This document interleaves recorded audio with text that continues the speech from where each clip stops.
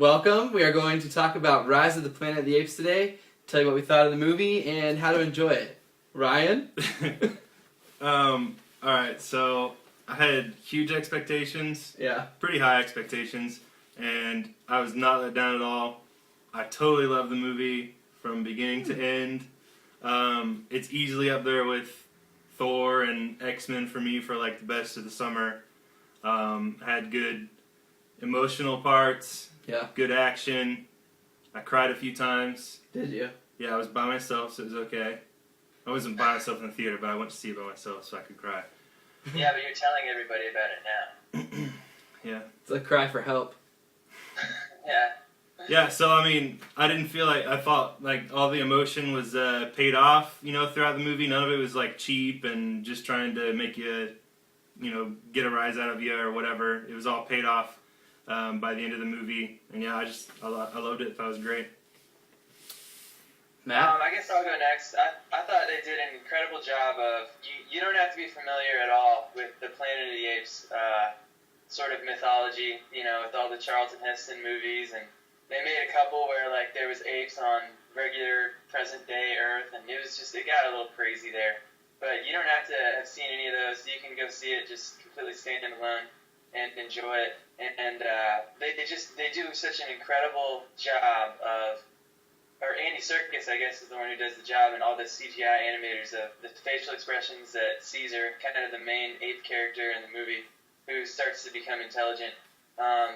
You have to be heartless to not be moved by the movie. I know it sounds silly, like, oh, an ape gets intelligence, like, I'm not going to be moved by that, but trust me, you will be. It was good. I didn't cry. I'm not like, Ryan Drews or anything. What about the scene where he was in the cell and he drew the picture of the window, the attic window? Yeah. God, that didn't make me cry. I didn't actually see it in theaters, so whenever the apes were talking to each other and they did the subtitles, it was in Russian, because I saw it through another venue that I can't admit to in case, the FBI is watching. But I'm just saying, what were the apes talking to each other about?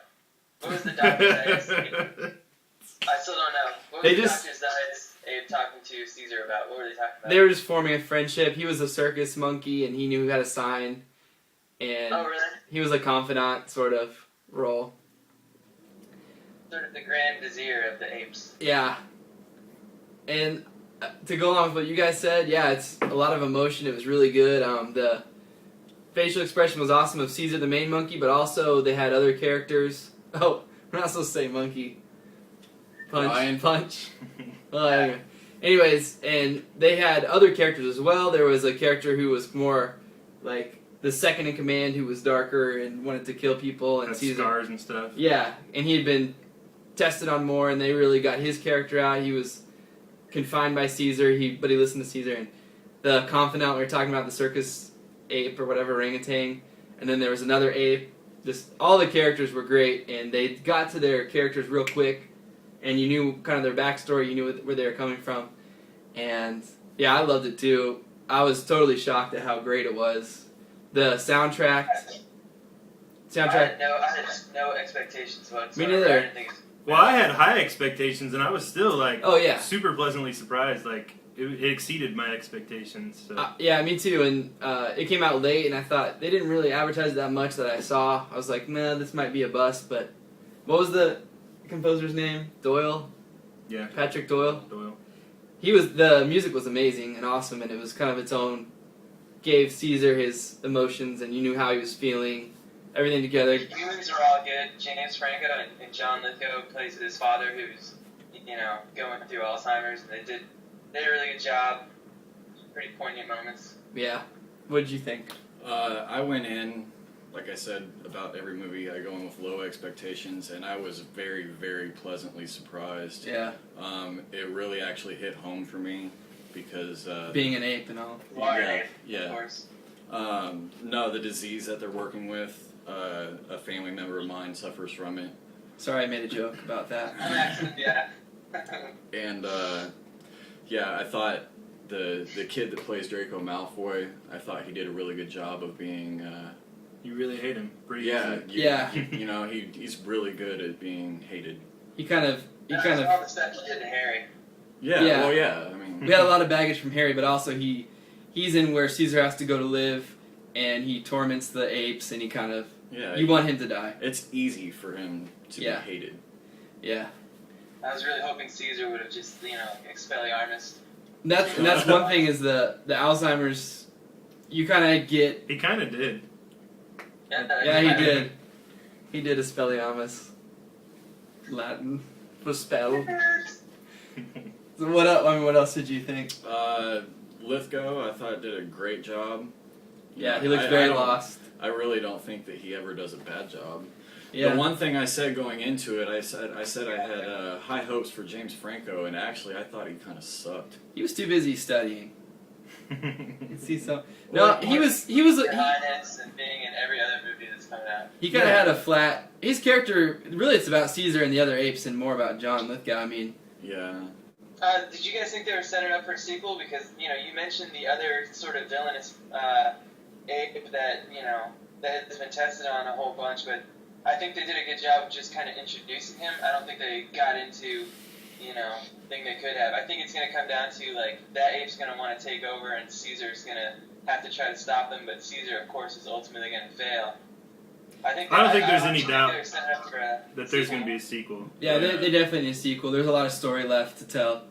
But okay, so great movie. We all enjoyed it. It sounds like. What's the best way to enjoy it? We got a couple minutes left. Drews. I think go by yourself, ready to cry. Just no, I mean it has a lot of fun emotion, a lot of fun action. It's just really easy to sit and enjoy it. I mean, there's not really much you got to do to go and enjoy this one. Yeah. In fact, it's so easy to enjoy that I'm gonna skip my how to enjoy it and just do Andy Serkis facial expressions while Jared tells you how to enjoy it. So even if you know a little bit about the Planet of the Apes series, they actually do a really good job of telling the backstory. So you can enjoy it in that way, and like Ryan said, That's one part I go by love. yourself. They did retcon some things. Yeah, be ready to get emotionally involved with the story. And not There's just- also cool Easter eggs throughout the movie. Yeah, I love that part. referring Yeah. to the Charlton Heston movies, so you can look forward to those as well. Yeah. And it was good for me to finally feel an emotional attachment to an ape instead of just like lust. That when Like you, King Kong, I think it was really just kind of. no, I mean when I see pictures of like female apes in National Geographic, it's more of a horny response, really. All right, how can you enjoy it, Matt? You got 1 minute. Just the fact that you have. I think that there's no other character besides Caesar that Andy Serkis plays that has more depth than. I mean, like, I just think it's amazing that they did a movie where there's an ape that has more like emotional resonance and depth than a lot of your Thor or your Iron Man 2s out there. Your Captain America is boring compared to Caesar. Like, I'm gonna see it come out. Yeah, definitely. Like, that's incredible. I mean, when he asked James Franco if he's a pet, I mean, like, it breaks your heart. Yeah. It's great. Totally. It's great. All right, All right. better than worse than We got better or worse. First movie, Congo. better. Better. Amy, better. They were both good. I don't know. Shut up. I was way better. Matt did love Congo. I remember Matt loving Congo. He used to watch it like it is. I probably remember Congo, like, I probably remember it through rose-colored glasses, but go ahead, sorry. All right, new King Kong. Better. Way better. Similar. Better. Better. A lot better. The newest Planet of the Apes. Way better. Way better. Yeah, a lot better. And Jumanji, starring the Ooh. most famous ape of all, Robin Williams. Jumanji's a classic. I'm gonna go with better. I really love this film. How about the old Planet of the Apes? Better. Come on. Yeah, I thought it was better than How dare you! all of them. That was my The Heston. old It's blew everybody's mind. It was like the very first sci-fi twist ending to ever. Yeah. It had, yeah. It definitely has its place for it, but I'm gonna go with You gotta think Jumanji. about the context of like when it came out in the 60s. what about what's that retreat movie? Couples retreat. Couples Retreat. Better or worse? Couples Retreat. We always do that one. Max, your Better or face worse looks a little than puffy. Dunstan checks in. Better or worse? What's that? That's the movie I couldn't think of last night when I was making the list. Dunstan checks in. I didn't even see it. All right. Joey from Friends in it. No. All right. Alright, Facebook.com/enjoyeverymovie. We got enjoyeverymovie.com coming up. You can go to it right now if not much to see. Working on it. We're We're also working on on it. Twitter at Enjoy Every Movie. So get in there. Don't Give us your forget, responses. We're also on Yelp. we're also on Yelp. Review about us.